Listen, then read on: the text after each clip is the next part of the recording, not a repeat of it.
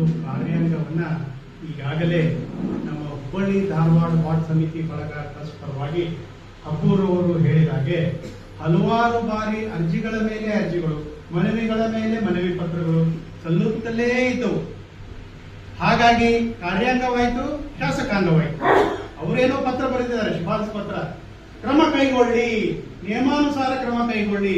ಯಾರು ಮುಖ್ಯಮಂತ್ರಿಗಳಿಂದ ಪ್ರಾರಂಭಗೊಂಡು ಕಾರ್ಯದರ್ಶಿಗಳಿಂದ ಮತ್ತು ಮೇಯರ್, ಏನು ಪ್ರಥಮ ಪ್ರಜೆ ಅಂತ ಹೇಳ್ತೀವಿ ನಗರದ, ಅವರೆಲ್ಲ ಆಗಿದ್ದಾರೆ.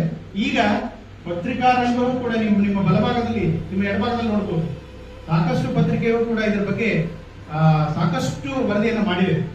ಬಹುಶಃ ಕರ್ನಾಟಕದಲ್ಲಿಯೇ ಅತಿ ಹೆಚ್ಚು ಪ್ರತಿಭಟನೆಯನ್ನು ಕೈಗೊಂಡಂತ ಯಾವ್ದಾದ್ರು ಬಳಗ ಇದ್ರೆ ಅದು ನಿಮ್ಮೆಲ್ಲರ ನೆಚ್ಚಿನ ಬಳಗ ಹುಬ್ಬಳ್ಳಿ ಧಾರವಾಡ ವಾರ್ಡ್ ಸಮಿತಿ ಬಳಗ. ಇನ್ನು ಪತ್ರಿಕಾ ರಂಗ ಆಯ್ತು, ಪಾಪ ಅವರು ಅವ್ರ ಕೆಲಸವನ್ನ ನಿರ್ವಹಿಸ್ತಾ ಇದ್ದಾರೆ, ಯಶಸ್ವಿಯಾಗಿ ನಿರ್ವಹಿಸ್ತಾ ಇದ್ದಾರೆ. ಒಂದು ಮಾತನ್ನ ಅಬ್ಬರು ಕೊಟ್ರಿ, ಈಗ ಯಾವಾಗಲೇ ಕರೀರಿ ನಾನು ಸಿದ್ಧನಿದ್ದೇನೆ ನಿಮ್ಮ ಸಲುವಾಗಿ ಅಂತ. ಯಾಕೆಂದ್ರೆ ಇದು ಯಾರೇ ಒಬ್ಬರ ಕೆಲಸ ಅಲ್ಲ, ಎಲ್ಲಾ ನಾಗರಿಕರ ಕೆಲಸ. ಎಲ್ರಿಗೂ ಬೇಕಲ್ಲ, ಸ್ವಚ್ಛ ರಸ್ತೆ ಬೇಕು, ಕುಡಿಯೋ ನೀರು ಬೇಕು, ಸ್ವಚ್ಛ ಕುಡಿಯೋ ನೀರು ಬೇಕು, ಬೀದಿ ದೀಪ ಬೇಕು, ಶೌಚಾಲಯ ಬೇಕು.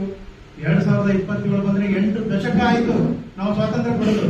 ದುರ್ದೈವ ಇನ್ನೂ ಕೂಡ ನಾವು ಮೂಲಭೂತ ಸೌಕರ್ಯದ ಬಗ್ಗೆ ಮಾತಾಡ್ತಾ ಇದ್ದೀವಿ. ಹೀಗಾಗಿ ಕೊಟ್ಟ ಕನೆಯದಾಗಿ ನ್ಯಾಯಾಂಗದ ಬಾಗಿಲವನ್ನ ತಟ್ಟಿದ್ದೇವೆ. ಧನ್ಯವಾದಗಳು ಅರುಣ್ ಕುಮಾರ್ ಅಬ್ಬೂರು.